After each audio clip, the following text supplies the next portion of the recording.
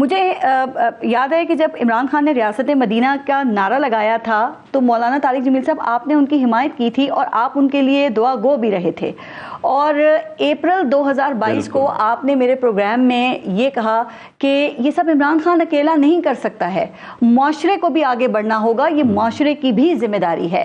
تو سر یہ بتائیے گا کہ کیا کبھی معاشرے میں یہ آگاہی بھی پیدا ہو سکتی ہے؟ کیوں نہیں ہو سکتی؟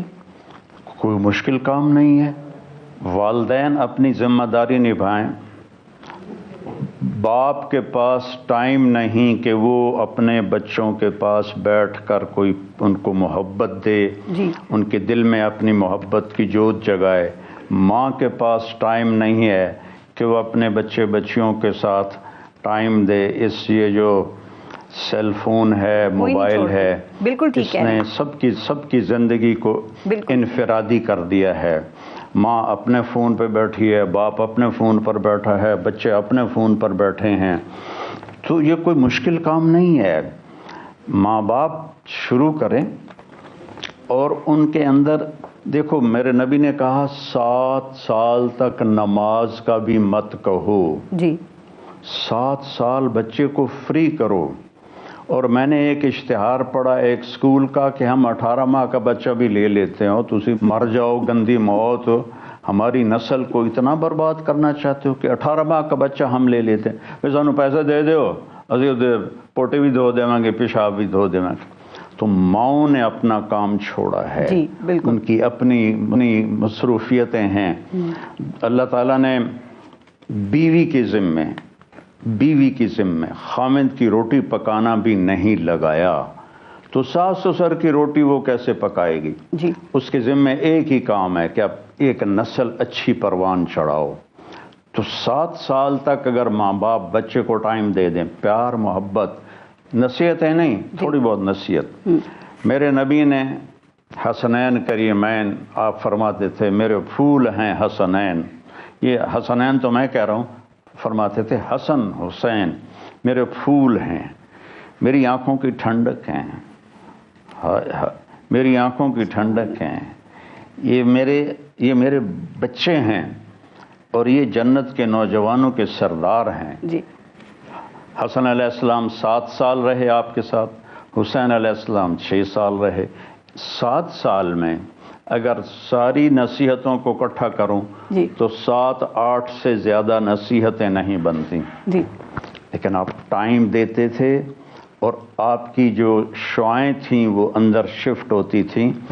ماں باپ کے اندر ہو کہ میرا بیٹا نیک بنے، رزق اس کے یہاں لکھا ہوا ہے، میرا بیٹا نیک بنے۔ ملک ریاض کا میں انٹرویو سن رہا تھا کہ 1980 میں میری جیب میں 8 آنے نہیں ہوتے تھے کہ میں ویگن پہ چڑھ جاؤں۔ تو رزق آسمانوں سے آتا ہے، اللہ تعالیٰ دیتا ہے۔ ساری کوشش یہ ہو کہ میرا بچہ نیک بنے، تو کوئی مسئلہ نہیں، انشاءاللہ ہو جائے گا۔ پھر اداروں میں حکومت اتنا کام کرے کہ اداروں کو پابند کرے کہ لڑکے لڑکیوں کو الگ کیا جائے۔ یہ پیٹرول اور آگ کو اکٹھا کر کے کہو جی یہ تو آج ساری دنیا کر رہی ہے تو ہم کیسے اس سے الجدا ہو سکتے ہیں، ایسی بات نہیں ہے۔ میرے پاس 1918 کا ایک رسالہ تھا جس میں انگلینڈ کے تھے کچھ حالات، تو گلاسگو ریلوے اسٹیشن کی فوٹو تھی، ساری عورتوں کے بازو یہاں تک اور ان کے فراق یہاں تک، آج وہ ساری ننگی ہو کے کھڑی ہوئی ہیں۔ تو ہم اپنی بچیوں کو بھی ایسا ہی بنا دیں؟